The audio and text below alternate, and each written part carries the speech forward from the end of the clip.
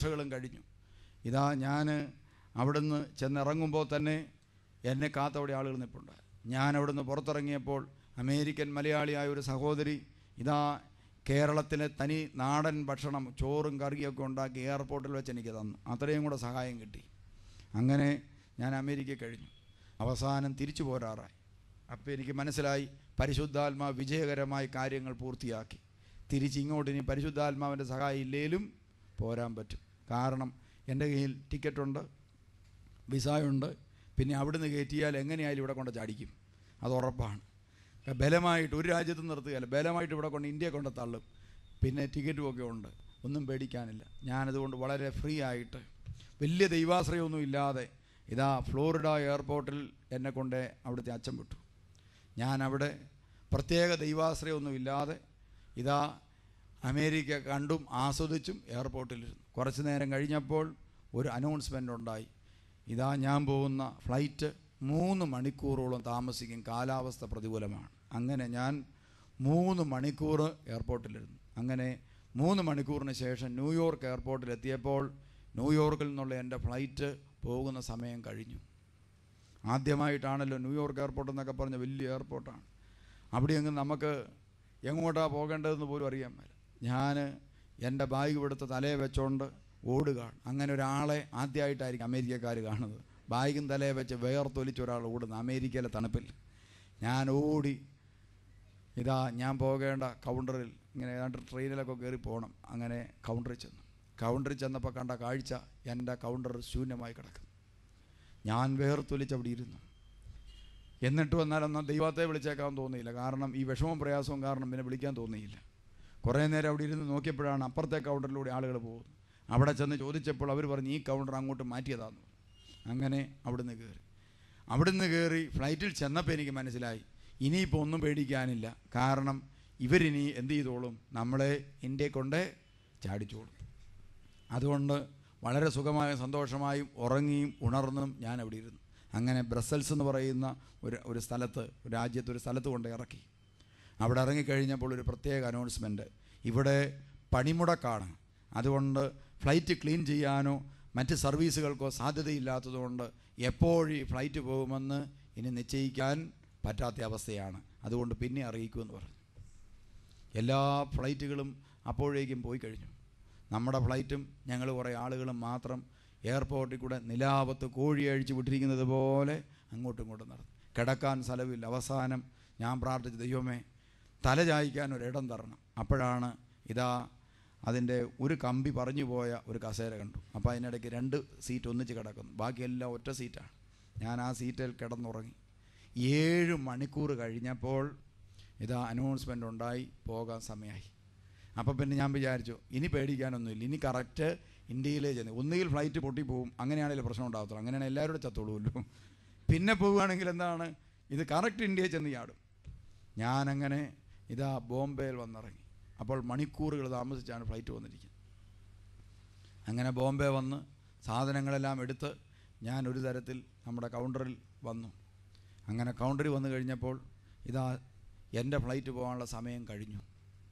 അപ്പോഴാണ് ഇതാ എയർപോർട്ടിലെ ഒരു പെങ്കൊച്ച് എൻ്റെ ടിക്കറ്റിലൂടെ നോക്കിയപ്പം അവൾക്കൊരു സംശയം, പേരിന് ഏതാണ്ടൊക്കെ വ്യത്യാസം പോലെ. അവൾ പിന്നെ അങ്ങോട്ട് പോകാൻ വിളിച്ചു, ഇങ്ങോട്ട് പോകാൻ വിളിച്ചു, എന്നോട് അവിടെ ഇരുന്നോളാൻ പറഞ്ഞു. അങ്ങനെ ഒരു 15 മിനിറ്റും കൂടെ പോയി. അവസാനം ഇതാ 15 മിനിറ്റിന് ശേഷം ഞാൻ ഫ്ലൈറ്റ് പോയോ എന്ന് ചോദിച്ചാൽ പറഞ്ഞു പോയിട്ടില്ല, ഇതാ വെയിറ്റ് ചെയ്യുന്നുണ്ടെന്ന് പറഞ്ഞു. അങ്ങനെ ഒരു 10-15 മിനിറ്റ് താമസിച്ചു എനിക്ക് വേണ്ടി മാത്രം. അങ്ങനെ ഞാൻ ഇതാ ഒരു ബസ്സിൽ എന്നെ കയറ്റിക്കൊണ്ടുപോയി. ഞാൻ ഒറ്റയ്ക്ക് ആ ഫ്ലൈറ്റിലോട്ട് ചെന്ന് കയറുമ്പോൾ അതിനകത്ത് കൊച്ചിക്ക് പോകാനുള്ള മലയാളികളാണ് മുഴുവനും. അവരെന്നെ രൂക്ഷമായി നോക്കിയിട്ട് എല്ലാവരും കൂടി എന്നെ ചീത്ത പറയാനും ചിരിക്കാനും പരിഹസിക്കാനും അപഹസിക്കാനും തുടങ്ങി. യവനൊക്കെ വിവരമുണ്ടോ? പ്രിയമുള്ളവർ, മറ്റുള്ളവരുടെ അപഹാസം എല്ലാം കേട്ട് ഞാൻ അവിടെ ഇരുന്ന് വേർത്തൊലിച്ച് ഇപ്പോൾ ഞാനൊരു തീരുമാനമെടുത്തു, ഇനി അമേരിക്കയ്ക്കില്ല. തിരിച്ച് നാട്ടിൽ വന്ന് പ്രിയമുള്ളവർ, അതിനു മുമ്പ് ഒരു കാര്യം കൂടി ഉണ്ടായി. അവിടെ നിന്ന് സെക്യൂരിറ്റി ചെക്കിന് പോയപ്പോൾ അവിടെ ചെന്നപ്പോൾ സംഭവിച്ചത്, ആരോ ഒരു മലയാളി അവിടുത്തെ പോലീസ് ഉദ്യോഗസ്ഥരുമായിട്ട് ഉടക്കി. അതോടുകൂടി അവർ കൗണ്ടർ അടച്ച സ്ഥലം വിട്ടു. അതുകൊണ്ട് അവിടെയും 15 മിനിറ്റ് നിൽക്കേണ്ടി വന്നു. അങ്ങനെ എല്ലാ രീതിയിലും തിരിച്ചു വന്നപ്പോൾ അസ്വസ്ഥനായി ഇവിടെ വന്നു. പിന്നീട് എന്തുകൊണ്ട് ഇങ്ങനെ സംഭവിച്ചു എന്ന് ആത്മശോധന ചെയ്തപ്പോഴാണ് മനസ്സിലായത്, സഹായകനായ പരിശുദ്ധാത്മാവിൻ്റെ സഹായം തേടേണ്ട രീതിയിൽ തേടാതെ പോയപ്പോൾ സ്വാഭാവികമായി ഉണ്ടാകുന്ന തടസ്സങ്ങളെല്ലാം ഉണ്ടായി. ഇത് സ്വാഭാവികമാണ്, ഈ തടസ്സങ്ങളെല്ലാം. പക്ഷേ ഈ സ്വാഭാവികമായി ഉണ്ടാകുന്ന തടസ്സങ്ങളെയെല്ലാം തന്നെ പരിശുദ്ധാത്മാവിൻ്റെ സഹായം തേടിയാൽ ദൈവം പ്രത്യേകം ക്രമീകരിച്ച് എന്ത് ചെയ്യും? മാറ്റിക്കളയും. ഉദാഹരണത്തിന്, സ്വാഭാവികമാണ് വഴിയിലേക്ക് ഇറങ്ങിയൊരു അപകടം. എതിരെ വരുന്നവൻ അസ്വസ്ഥനായിട്ട് വണ്ടി ഓടിച്ചാൽ അത് അസ്വാഭാവികമല്ല, സ്വാഭാവിക കാര്യമാണ്. കള്ളുകുടിക്കുന്ന ചില വണ്ടി ഓടിച്ചെന്നിരിക്കാം. എന്നാൽ നമ്മുടെ വണ്ടിക്കിട്ട് അത് ഇടിക്കാതിരിക്കാൻ നമ്മൾ എന്ത് ചെയ്താൽ മതി? പരിശുദ്ധാത്മാവെ സഹായിക്കണമേ എന്ന് പറഞ്ഞാൽ ഒരു പക്ഷേ ഇതാ ദൈവാത്മാവ് വിചാരിച്ചാൽ 1 സെക്കൻഡോ 2 സെക്കൻഡോ കൊണ്ട് ഒരു വലിയ അപകടത്തിൽ നമ്മെ ഒഴിവാക്കാൻ സാധിക്കും. കണ്ടോ? അതുപോലെ ഓരോരോ കൊച്ചു കൊച്ചു കാര്യങ്ങൾ, പ്രിയമുള്ളവർ, നിങ്ങൾക്ക് വരാനിരിക്കുന്ന മാരകമായ പ്രതിസന്ധികളും അപകടങ്ങളും, ചിലപ്പോൾ ഒരു കല്യാണാലോചന അപകടകരമാണെങ്കിൽ തമ്പുരാൻ്റെ ആത്മാവിനോട് പ്രാർത്ഥിച്ചാണ് ചെയ്യുന്നത്. ചിലപ്പോൾ ദൈവാത്മാവ് ആ മേഖലയിൽ നമ്മളെ സംരക്ഷിച്ചെന്നിരിക്കാം. ഇതുപോലെ ഓരോ കാര്യങ്ങളിലും സഹായം തേടുക. പ്രിയമുള്ളവരെ, ദൈവത്തിൻ്റെ ആത്മാവ് നമ്മളെ സഹായിക്കും. അതുകൊണ്ടാണ് നമ്മൾ ഈ ധ്യാനകേന്ദ്രത്തിൽ നിങ്ങൾ ശ്രദ്ധിച്ചോ, എപ്പോഴും ഇവിടെ മധ്യസ്ഥ പ്രാർത്ഥന നടന്നുകൊണ്ടിരിക്കുകയാണ്. എപ്പോഴും. എന്തിനാണ്? ഈ ധ്യാനത്തിൻ്റെ ഓരോ ഘട്ടത്തിലും ചിലപ്പോൾ ഒരു വാക്ക് പറയുമ്പോഴായിരിക്കാം പരിശുദ്ധാത്മാവ് ഒരാളെ ഒന്ന് സഹായിക്കുന്നത്. ഇതാ നിൻ്റെ കാര്യമാണ് ഈ പറഞ്ഞത്, തിരുത്തുക, നിൻ്റെ പ്രശ്നമാണിത്, ഒരുപക്ഷെ ഓർമ്മപ്പെടുത്തിയെന്നിരിക്കാം. അതുപോലെ ചിലപ്പോൾ ഒരു രോഗമായിരിക്കാം, പ്രാർത്ഥിച്ചുകൊണ്ടിരിക്കുമ്പോഴായിരിക്കാം ദൈവാത്മാവ് സഹായിച്ച് ഒരു തിരുവചനത്തിലൂടെ ആ രോഗം പൂർണ്ണമായി സുഖപ്പെട്ടെന്നിരിക്കാം. അങ്ങനെ എത്രയോ സംഭവങ്ങൾ. ഇതെല്ലാം മധ്യസ്ഥ പ്രാർത്ഥനയിലൂടെ തമ്പുരാൻ നമ്മളെ സഹായിക്കും. അതുകൊണ്ട് പരിശുദ്ധാത്മാവിൻ്റെ സഹായം നമുക്കെപ്പോഴും ആവശ്യമാണ്. അതുകൊണ്ട് നിങ്ങളെപ്പോൾ വിളിച്ചാലും ആര് സഹായിക്കാൻ വരും? പരിശുദ്ധാത്മാവ് വരും. ഇനി നമുക്ക് അടുത്ത വചനം വായിക്കാം. യോഹന്നാൻ്റെ സുവിശേഷം 15:26. ഞാൻ പിതാവിൻ്റെ അടുത്ത് നിന്ന് അയക്കുന്ന സഹായകൻ പിതാവിൽ നിന്ന് പുറപ്പെട്ട് ആ സത്യാത്മാവ് വരുമ്പോൾ അവൻ എന്നെക്കുറിച്ച് സാക്ഷ്യം നൽകും. ആരംഭം മുതൽ എന്നോട് കൂടെയുള്ളവർ ആയതുകൊണ്ട് നിങ്ങളും സാക്ഷ്യം നൽകും. കണ്ടോ? ആരംഭം മുതൽ നിങ്ങളോട് കൂടെ ആയതുകൊണ്ട് നിങ്ങളും സാക്ഷ്യം നൽകും. എല്ലാം നിങ്ങളെ ഓർമ്മിപ്പിക്കും, സാക്ഷ്യം നൽകും. കണ്ടോ? ആ പരിശുദ്ധാത്മാവ്. അതുകൊണ്ട് പ്രിയമുള്ളവരെ, പരിശുദ്ധാത്മാവാകുന്ന കാര്യസ്ഥനെക്കുറിച്ച് നമ്മൾ തിരിച്ചറിഞ്ഞിരിക്കണം. പരിശുദ്ധാത്മാവിന് വിളിക്കുന്ന മറ്റൊരു പേരാണെന്ത്? കാര്യസ്ഥൻ. അപ്പം കാര്യസ്ഥൻ്റെ പ്രത്യേകത എന്താണ്? നമ്മുടെയൊക്കെ വീട്ടിൽ പണ്ടുകാലത്ത് കാര്യസ്ഥന്മാരുണ്ട്. കാര്യസ്ഥന്മാരെന്താ ചെയ്യുന്നത്? നമ്മൾ ഏൽപ്പിക്കുന്ന കാര്യം മാത്രമേ ചെയ്യത്തുള്ളൂ കാര്യസ്ഥൻ. പരിശുദ്ധാത്മാവിൻ്റെ പ്രത്യേകതയുണ്ട്, ഏൽപ്പിക്കുന്ന കാര്യം മാത്രമേ ചെയ്യത്തുള്ളൂ.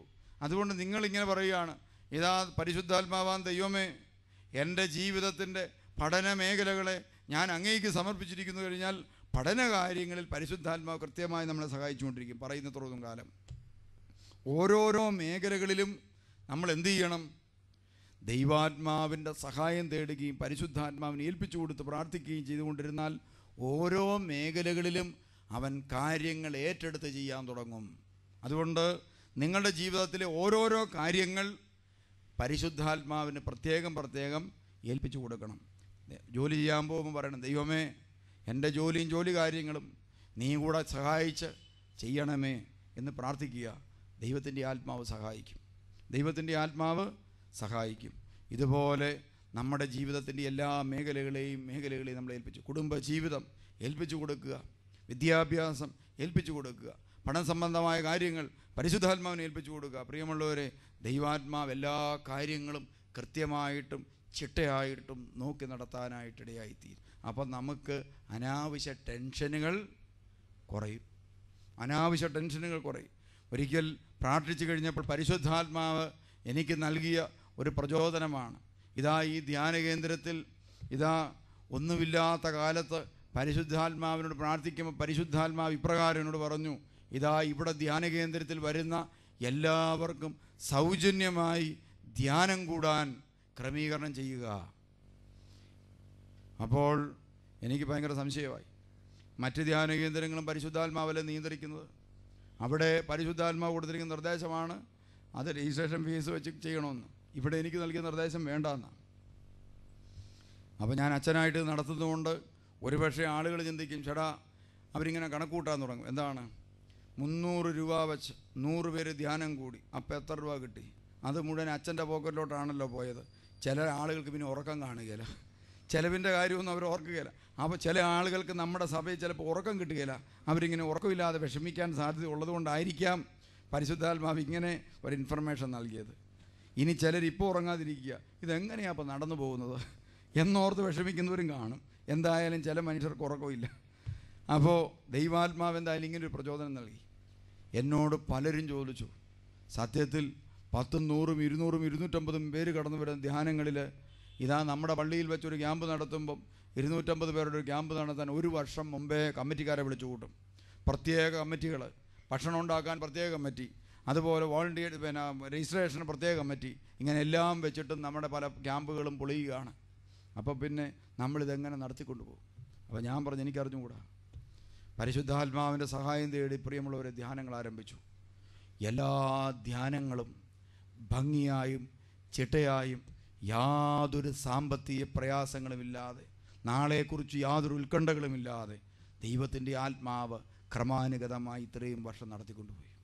ഒരൊറ്റ ധ്യാനത്തിന് പോലും സാമ്പത്തികമായി ധ്യാനം നടത്താൻ ഒരു ബുദ്ധിമുട്ടും നമുക്ക് ഉണ്ടായിട്ടില്ല. ആരെങ്കിലും അരിയോ സാധനമോ പച്ചക്കറിയോ ഭക്ഷണ സാധനങ്ങളോ എവിടുന്നെങ്കിലും കൊണ്ടുത്തരും. ഇല്ലെങ്കിൽ അതിനുള്ള പണം ആരുടെയെങ്കിലും മനസ്സിൽ തോന്നിച്ച് അവർ കൊണ്ടുത്തരും. അങ്ങനെ കൃത്യമായും ചിട്ടയായും കാര്യങ്ങൾ നടക്കാൻ തുടങ്ങി. അപ്പോൾ പരിശുദ്ധാത്മാവിനോട് സഹകരിക്കാൻ തുടങ്ങുമ്പോൾ നമ്മുടെ ടെൻഷനുകൾ ആരേറ്റെടുക്കും? ദൈവാത്മാവ് ഏറ്റെടുക്കും. അതോടുകൂടി ഡിപ്രഷൻ പകുതി പേരുടേത് ഇല്ലാതാകും. പകുതി ആളുകളും ഇവിടെ വന്നിരിക്കുന്നത് അമിതമായ ഉത്കണ്ഠയിലാണ്. പ്രിയമുള്ളവരെ, ഉത്കണ്ഠ എന്ന് പറയുന്നത് എന്തിൻ്റെ ലക്ഷണമാണ്? ദൈവാത്മാവിൻ്റെ പ്രവർത്തനങ്ങൾ നിങ്ങളിൽ കുറഞ്ഞു പോയതിൻ്റെ ലക്ഷണമാണ്. അതുകൊണ്ട് ദൈവാത്മാവിൻ്റെ സഹായം തേടുന്നതോടുകൂടി പല ഉത്കണ്ഠകളും ആകുലതകളും അസ്വസ്ഥതകളും ഭാരങ്ങളും നമ്മെ വിട്ടുപിരിയാൻ ഇടയായിത്തീരും. അതുകൊണ്ട് കാര്യസ്ഥനാണ് ആര്? പരിശുദ്ധാത്മാവ്.